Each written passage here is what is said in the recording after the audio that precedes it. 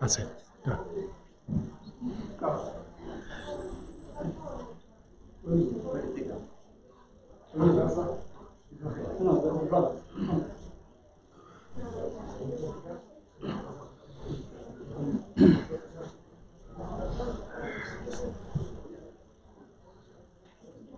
الله أكبر الله أكبر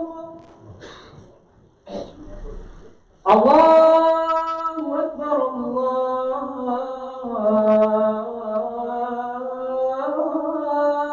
أكبر أشهد أن لا إله إلا الله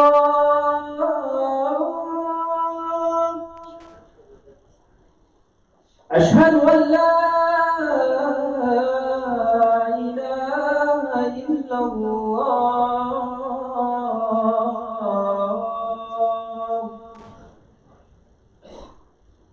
أشهد أن محمدا رسول الله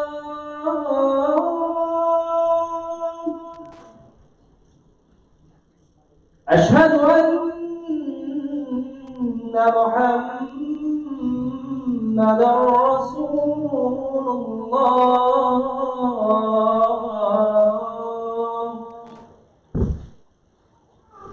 حي على الصلاة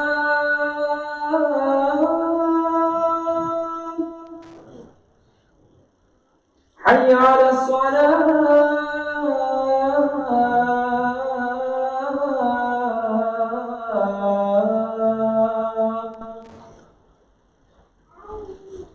حي على الفلاح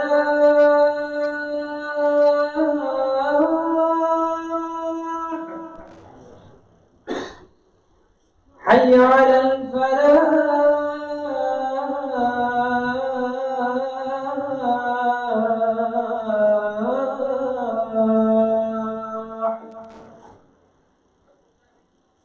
الله أكبر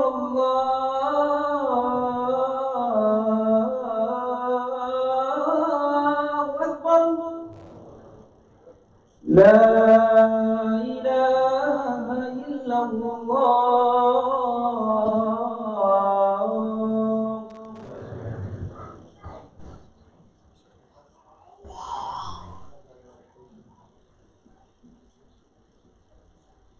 الحمد لله رب العالمين والعاقبة للمتقين والصلاة والسلام على سيد المرسلين سيدنا وحبيبنا مولانا محمد وعلى آله وأصحابه أجمعين أما بعد أعوذ بالله من الشيطان الرجيم بسم الله الرحمن الرحيم واعبدوا الله ولا تشركوا به شيئا وبالوالدين إحسانا وبذي القربى واليتامى والمساكين والجار ذي القربى والجار الجنب والصاحب بالجنب وابن السبيل وما ملكت أيمانكم إن الله لا يحب من كان مختالا فخورا صدق الله العظيم وقال عليه الصلاة والسلام كن في الدنيا كأنك غريب أو عابر السبيل أو كما قال عليه الصلاة والسلام. My dear respected brothers and sisters, Alhamdulillah, we have been given the gift of the Quran. And I use this word not lightly. The Quran is truly a gift if we see it as a gift. And the Quran can be a burden if you see it as a burden. And some people who see the Quran as a burden. Why do I need to fast? It's difficult for me. Why do I need to pray? It's difficult for me. Why do I need to give my zakat? I've earned my money, etc., etc. So if you see the Quran as a burden, you will find it as a burden. And the Prophet Muhammad sallallahu alaihi wasallam, he says the Quran Yawm al-Qiyamah will be a hujjah for you, will be an evidence for you, or the Quran will be an evidence against you on the Yawm al-Qiyamah. My dear respected brothers and sisters, the Quran is what we want on our side on Yawm al-Qiyamah and not against us. And to find the Quran on our side is to follow the ways of the Quran, to follow the words of Allah Azza wa Jal, what Allah Azza wa Jal has mentioned in the Quran. And this is why the Prophet Muhammad sallallahu alayhi wa sallam, the Quran and himself and his character was one, wasn't two. When people went to his wife Aisha Siddiqa radiallahu anha, they would approach her and they would say to her, Ya al-Mu'mineen, O mother of the believers. What was the Prophet Muhammad sallallahu alayhi wa sallam like behind closed doors? We see him in the masjid, we see him in the marketplace, we see him on the battlefield, we see him everywhere, but we don't know what he's like behind closed doors. As a father, as a husband, what is he like? And her reply would be with another question: have you not read the Quran? She would reply, have you not read the Quran? And these people who are questioning would understand that the Quran that we have read and the Quran that we are studying, this is the Prophet Muhammad sallallahu alaihi wasallam. His character was that of the Quran. What you read in the Quran is the same as the character of the Prophet Muhammad sallallahu alaihi wasallam. They were one, not two. The Quran and the Sunnah of the Prophet Muhammad sallallahu alaihi wasallam, his characteristics were one, not two. And everything that Allah Azza wa Jal mentions in the Quran, He acts upon. And everything that that Allah Azza wa Jal forbids in the Quran, He refrains and He stays away from, and He abstains from it. And He warns others to abstain from it. This was the character of the Prophet Muhammad sallallahu alaihi wasallam. We find in the Quran stories of the past. Most people will look at the Quran and they'll think it's full of rules and regulations. But to the contrary, the Quran is full of stories. Stories of Musa alayhi salatu wasalam. You find in the Quran the story of Musa alayhi salam, and Musa alayhi salatu wasalam is mentioned at least 28 times in the 30 juz of the Quran. Subhanallah.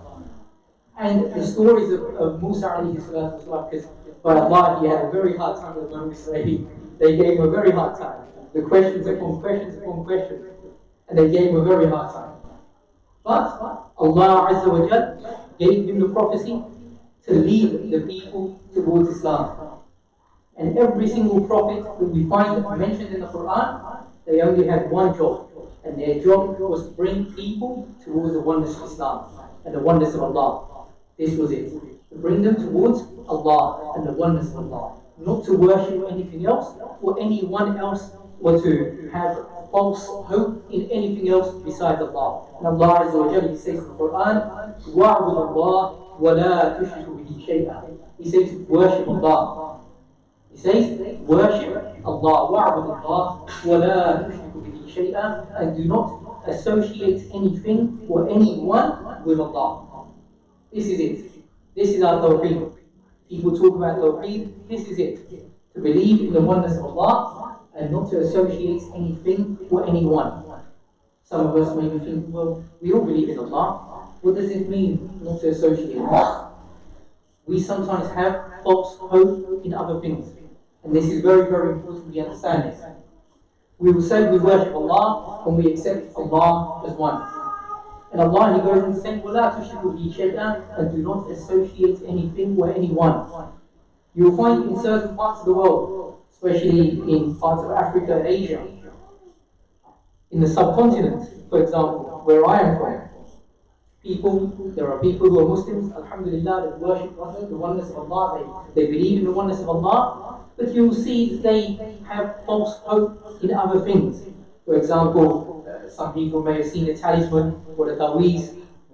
You know, they'll wrap it around their necks and their arms and so on. They'll say, no, we're not moving away from Allah, we're not deviating from Allah. It has the words of the Quran, so therefore it's okay. And they will have it on their heads and around their heads and around their necks and around their arms and so on and so forth. So Allah says, وَاعْبُدُ اللَّهِ وَلَا تُشْرِكُ بِهِ شَيْئًا. This is what it means. Not to have false hope in anything else other than Allah. In parts of Africa, alhamdulillah, Muslims, especially certain countries that I'm not going to mention, in the west of Africa, again they worship Allah, they believe in Allah, the oneness of Allah, but they believe in a lot of magic. They believe in a lot of things. Football matches, for example, they will do so many different things so the opposition doesn't score. They'll say, if we do certain things, like urinating in the goalpost, subhanAllah, this happens.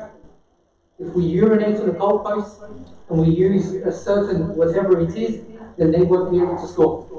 And if they score, then that means their magic is stronger than mine. Remind me of the time of Musa alayhi salatu wasalam, when Musa alayhi salatu wasalam in the Quran in Surah Taha, that he was told, Allah Azza wa Jal, he said to him, وَمَا تِلْكَ بِيَمِينِكِ يَا Musa. He said to him, what is in your right hand, Ya Musa? And he says, قال لي عسى أتوكل عليه وأحج بها على غنمي ولي فيها فأربوها. He says to Allah, it's just a stick, and I use it to look after my flock, my animals, and so on and so forth, and gather leaves and give it to my animals. And Allah says to him, Allah asked him obviously, what is in your hand? And he says, this is what it is. And Allah says, let's go of this stick. And as soon as he let go of this stick, it became a huge serpent. And at that time, in the time of Fir'aun, they used to believe in a lot of magic, and they used to have magic shows. And as soon as Musa والسلام, let go of this stick, it turned into a huge serpent. And when it came to the field, when the magicians came and they saw the serpent of Musa والسلام, they all ran, they all fled, because this was not magic, this was from Allah. So, the belief today, subhanAllah, thousands of years later from the time of Musa والسلام, we're still doing it. We found Islam, but we're still doing this, active in this magic, believing in something other than Allah. And they were saying that in these countries, if we use magic, then those people cannot score, and it will give them bad luck, and so on and so forth. Well, I would say, just practice harder, train harder. If you're a goalkeeper, make sure they don't score. Try harder. And if they score, they score. But it's the magic that we believe in. And it's believing in something other than Allah. And this becomes shirk.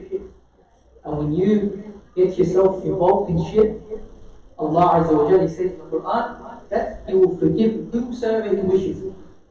Whomsoever He wishes, He will forgive.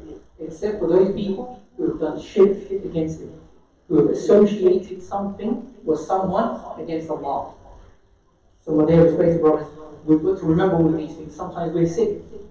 We believe that the medicine will make us better. And we're believing in the medicine and not in Allah. So these sorts of things. Medicine is a sabab, is a means, but we've got to remember that Ibrahim alayhi salatu wasalam, Allah mentions in the Quran that he said the same thing. They asked him, who is your Lord? And he said, it is Allah. It is He that makes me, cures me when I am sick. It is He that gives me life. It is He that gives me death. This is the mention of Ibrahim alayhi salatu wasalam. So we learn all of these things through these prophets, because they all believe in the oneness of Allah. And we've got to remember, it is only in the oneness of Allah that we find salvation. And we do not associate anything or anyone. Allah in this verse goes to say, وَبِالْوَالِدَيْنِ إِحْسَانًا, and be righteous and be good to your parents. Be good to your parents. And there's a reason as to why Allah Azza wa Jalla mentioned this. Being good to your parents doesn't mean, oh no, I don't have the time to look after them. I've got a career to run. I'm trying to climb the ladder in my career. I have children. I don't have the time because I'm busy, social life. I know what I'll do. I'll put them in a nursing home. This is looking after my parents. Well, dear respected brothers and sisters, this is not looking after your parents. Allah Azza wa Jalla has mentioned this because as soon as our parents get older, it does become difficult. Allah knows this. Allah is the creator. Allah knows what will happen. The way we were when we was younger, running around making it difficult for our parents, constantly asking questions, constantly doing things that are wrong, constantly being naughty, and they're chasing after us and running after us. Subhanallah, as we get older and we get to a certain age, our mental capacity slows down. Our actions become a little bit varied. Like children, can't stay concentrated. They're going to the toilet and they forget. And when we get older and parents get older, they do exactly the same thing. And this is why Allah Azza wa Jalla, being the creator, He knows what will happen to this body that Allah Azza wa Jalla has created. He knows this. And this is why he constantly reminds us in the Quran, وَبِالْوَالِدَيْنِ إِحْسَانًا, and be righteous to your parents, be good to your parents, be dutiful to your parents. وَبِالْوَالِدَيْنِ إِحْسَانًا وَبِذِي الْقُرْبَى وَالْيَتَامَى وَالْمَسَاكِينِ. And Allah Azza wa Jalla goes on saying, be good to your neighbors, and to the orphans, and to the masakeen, to the poor, to the destitute. But dear respected brothers and sisters, the Quran is the word of Allah. It has to be the word of Allah. When Allah mentions all of these things, and He doesn't always say, be good to your neighbors who are Muslim. He doesn't differentiate. He says, be good to your neighbors, Muslim or non-Muslim. It does not matter. And this is the beauty of Islam. Being good to your neighbors, whatever they may be, whatever faith that they may be, whatever they believe in. Allah Azza wa Jal, He says, be good to your neighbors, and to the masakeen, and to the poor. Sometimes what happens is when we see the poor, we look the other way. And we go to countries where people are poor, we don't want to see them. We want to be dining in our 5-star restaurants and Michelin star restaurants and things like this, where people are going hungry. And this is a responsibility for every single Muslim. But they respected brothers, Allah Azza wa Jalla says, and be good to your neighbors.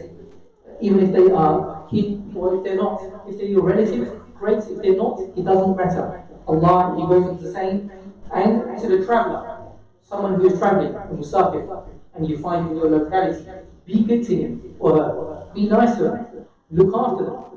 Sometimes you find, we hear stories that people have come travelling and the locals have sent them the wrong way. They come in and said, brother, or whoever, Muslim or non-Muslim, we want to go to so-and-so place. They put them on a train to go somewhere else, as a joke. So, Allah Azza wa Jalla is saying, be good to the travellers. He also goes on to saying, وَجَارِ الْقُرْبَى وَجَارِ الْجُنُبِ وَالصَّاحِبِ بِالْجَنْبِ وَابْنِ السَّبِيلِ وَمَا مَلَكَتْ أَيْمَانُكُمْ. He goes on to saying that even in those days, obviously they had slaves and servants. Be good to your slaves and servants. The distinction that I can make today is this: that if you have a business or you have people working under you, be good to them. Look after them. A story of Anas bin Malik radiallahu anhu, who was a very young companion of the Prophet Muhammad sallallahu alaihi wasallam. And he says, I came into the service of the Prophet Muhammad sallallahu alaihi wasallam. When I say service, I mean khidmah. And he did the khidmah of the Prophet Muhammad sallallahu alaihi wasallam for approximately 10 years. He was a very young man when he came. And he says, in the 10 years that I spent with the Prophet Muhammad sallallahu alaihi wasallam, within those 10 years, never did he raise his voice and he said to me, oh Anas, why did you do this? Oh Anas bin Malik, why didn't you do this? Never raised his hand. Today, when people work for us, we seem to think that we own them. And we can run their life, and we can talk to them however we want. If you do that, that's absolutely fine. But remember, it is against the will of Allah. So we've got to remember, the more power that we have, the more responsibility that we have. And looking after those people that are working under us. It's a responsibility, not just for yourself, but by Allah, it is a responsibility. As soon as you have people working under you, it is a responsibility by Allah that you look after them. You make sure that if they're sick, they look after them. You make sure that they have a family, and you look after them if you have the means to do so. This is a responsibility by Allah, and Allah mentions this in the Quran. And He says, وَمَا مَلَكَتْ أَيْمَانُكُمْ, even those things that you possess in the time of the Prophet Muhammad sallallahu alaihi wasallam, slavery was normal. And it was something that the Prophet Muhammad sallallahu alaihi wasallam tried to abolish, and he did abolish. Every time someone did something wrong, and they came to him and they said, oh, Ya Rasulullah sallallahu alaihi wasallam, I've done something wrong. I've gone against the Quran. I've gone against the Sharia. He would say, your punishment is to free 10 of your slaves. Your punishment is to free 100 of your slaves. These were possessions. Can you see that the Prophet Muhammad sallallahu alaihi wasallam could not come in and say, right, this is how we start. Slowly, they abolished slavery.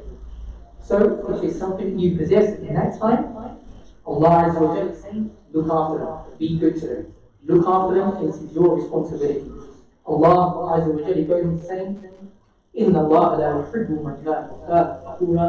He says that Allah, indeed, He does not love those people who are proud, and He does not love those people who are boastful. You find some people, Allah has given them some sort of risk, and they're doing okay, and they have some money in their accounts, some money in their pockets. All of a sudden, they become better than everyone else. They're a different superhuman being now. They're better than everyone else because they have a little bit of money. We've got to remember, Islam is such that every single one of us, when we stand to pray in the masjid, it doesn't matter if you're a king or a pauper. We stand and we bow together. And there's a reason as to why this is. To realize, so that you and I can realize, it doesn't matter how much money I have in my pocket or in my account. We pray to Allah, we lower our heads down to the ground to Allah. There is only one king. It does not matter if you're tall or short, fat or skinny, rich or poor, black or white. It does not matter. And this is the beauty of Islam, my dear respected brothers. Yawm al-Jummah was created for one reason only, for education. Everyone's busy, Allah knows this. The Prophet Muhammad knew this. And this is why Yawm al-Jummah was created, so that people can come and they can learn some parts of the Quran. They can learn something. They can learn some sunnah. They can walk away with something. If they came without something, they can walk away with something. And what I will say today, there's in this verse of the Quran, there are so many things to walk away with. Let's start off with وَعْبُدُ اللَّهَ وَلَا تُشْرِكُ بِهِ شَيْئًا. That we worship Allah alone, and we do not put our trust and our hopes and our faith in anything else other than Allah. This is the starting point, my dear respected brothers and sisters. Let's put our faith in Allah in everything, whatever it is. Be it in sickness, be it in wealth, be it in finance, be it in family issues. Put our faith in Allah first, and then everything else. بارك الله لنا والقرآن العظيم ونفعنا بالآيات والآيات وذكر الحكيم إنه تعالى جواد كريم بر رؤوف رحيم.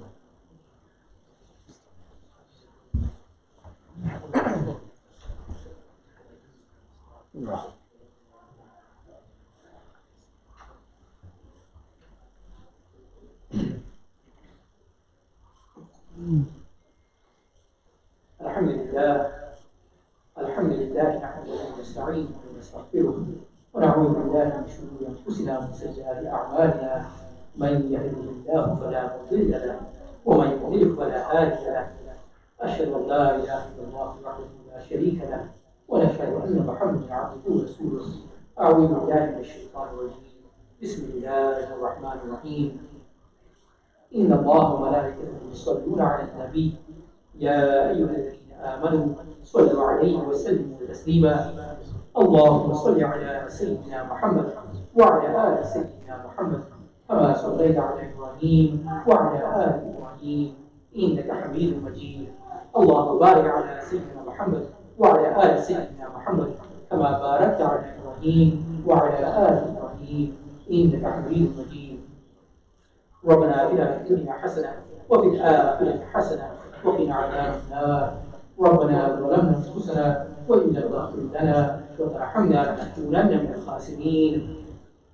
ربنا زدنا علما نافعا وزهدا زكيا ورزقا واسعا وقلبا خاشعا ولسانا ذاكرا شاكرا وتوبه نسوحا وتوبه قبل الموت والراحه عند الموت ومغفره ورحمه بعد الموت والفوز بالجنه والنجاه من النار. اللهم أجرنا من النار. اللهم أجرنا من النار. اللهم أجرنا من خزي النار. اللهم أجرنا من كل عمل يقربنا إلى النار.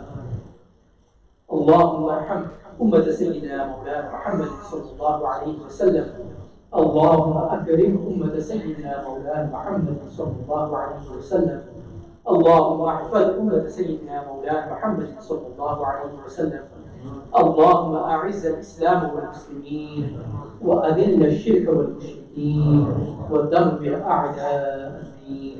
عباد الله رحمكم الله، إن الله يأمر بالعدل والإحسان وإيتاء ذي القربى وينهى عن الفحشاء والمنكر والبغي يعظكم لعلكم تذكرون.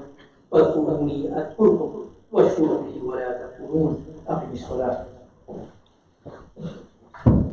جزاكم الله خيرا. Allah subhanahu wa ta'ala grant us all ability to actually know that we don't understand.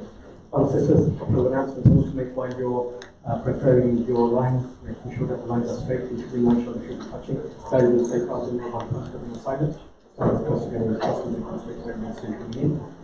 First announcement, brothers and sisters, is please do join us this Sunday coming for a special community open day where we will be inviting our non-Muslim as well as our Muslim brothers and sisters to see how we operate here. Representatives from all over the borough will be joining us also. So brothers and sisters, I ask you to please come and join us, have a cup of tea, have some cake, have some refreshments with us. It's an excellent opportunity to give da'wah to all of our non-Muslim brothers and sisters in our local vicinity. The time is at 2 p.m. until 4 p.m. this Sunday coming. So please do come and join us. Inshallah, have a wonderful day with us here. Next announcement, brothers and sisters, for those who are sick, who are ill, we have little Zaydan, son of Miraj. Little Zaydan, son of Miraj, who is 2 years old, is undergoing cancer treatment, as you are all aware. Please make dua for him. Please make dua for Uncle Gulam Asanji, who is very unwell in hospital with COVID. Make dua for him. May Allah subhanahu wa ta'ala grant his full and speedy recovery.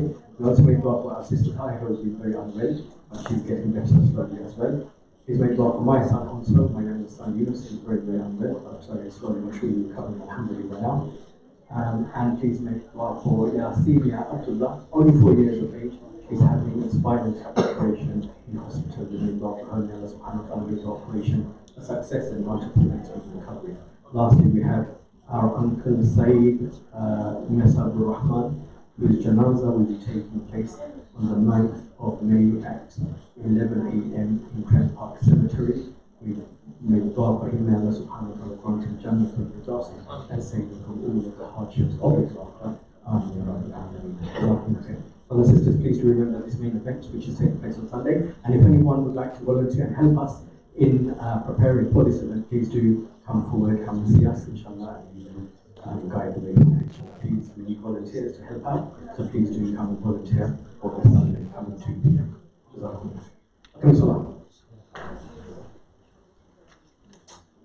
Brothers and sisters, just been told the brother with the card machine, we didn't have enough time to do the card machine collection, so we'll make the collection after the prayer, shall we? With this card machine. Allahu Akbar, Allahu Akbar, Allahu Akbar, Allahu Akbar. Ashhadu an la ilaha illallah, Ashhadu an la ilaha illallah. أشهد أن محمدا رسول الله أشهد أن محمدا رسول الله حي على الصلاة حي على الصلاة حي على الفلاح حي على الفلاح قد قامت الصلاة قد قامت الصلاة الله أكبر الله أكبر لا إله إلا الله.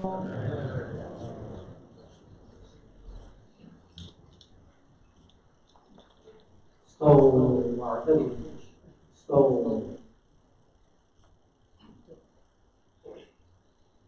الله أكبر.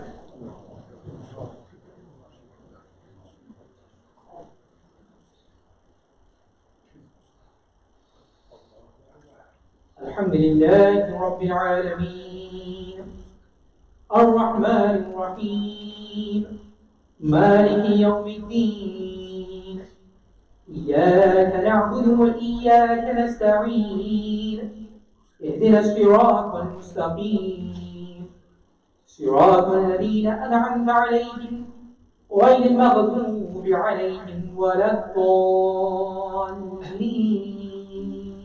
آمين.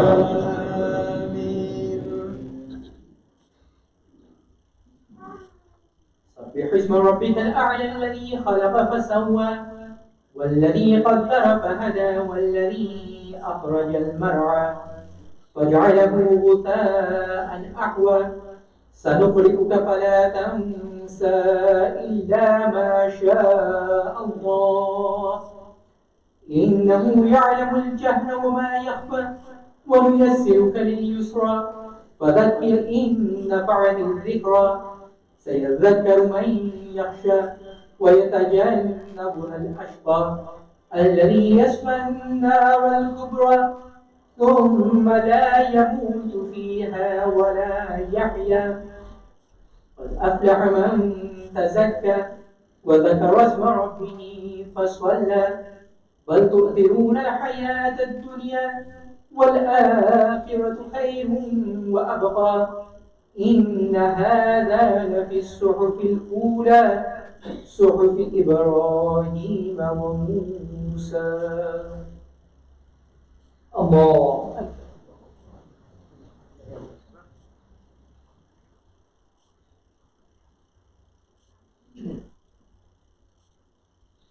سمع الله الحمد. الله أكبر.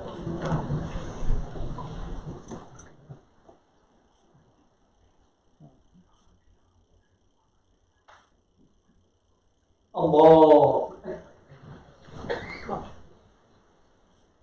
الله أكبر.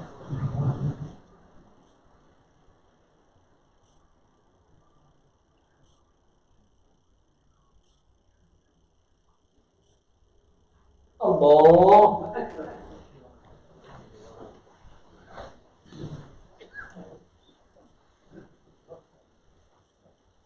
الحمد لله رب العالمين الرحمن الرحيم مالك يوم الدين إياك نعبد وإياك نستعين اهدنا الصراط المستقيم صراط الذين أنعمت عليهم غير المغضوب عليهم ولا الضالين.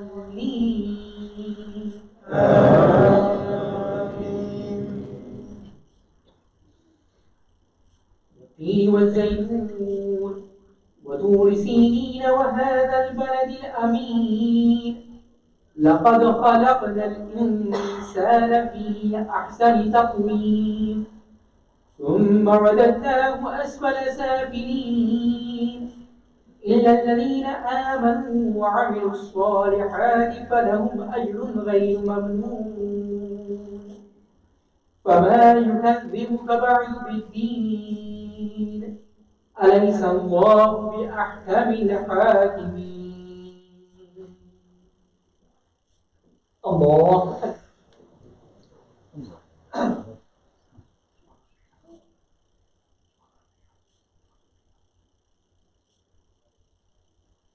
سمع الله حمده.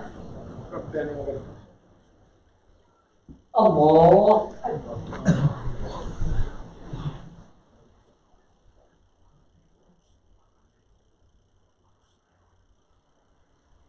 الله أكبر.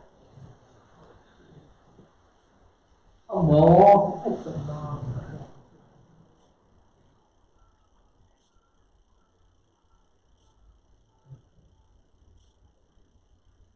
الله أكبر.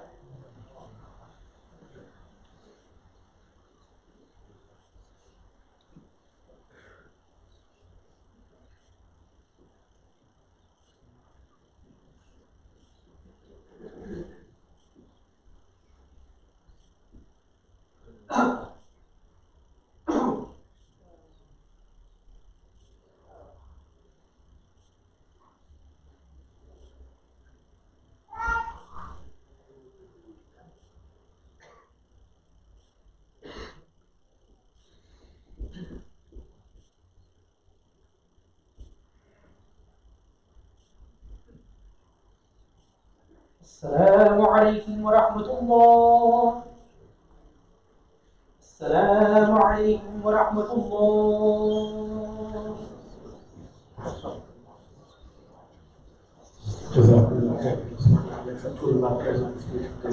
Brothers and sisters, as you leave 1-8 announcement very quickly by me.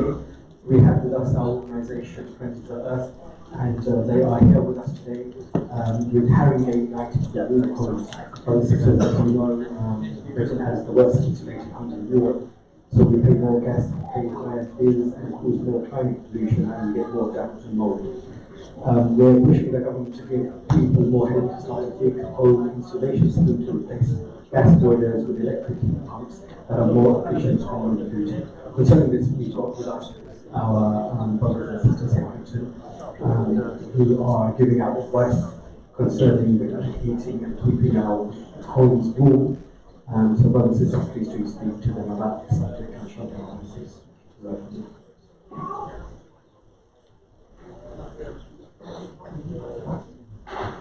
They're in the reception area, so if anyone would like to meet and speak to them, they're in the reception area. Please do go and speak to them, and we will advise you.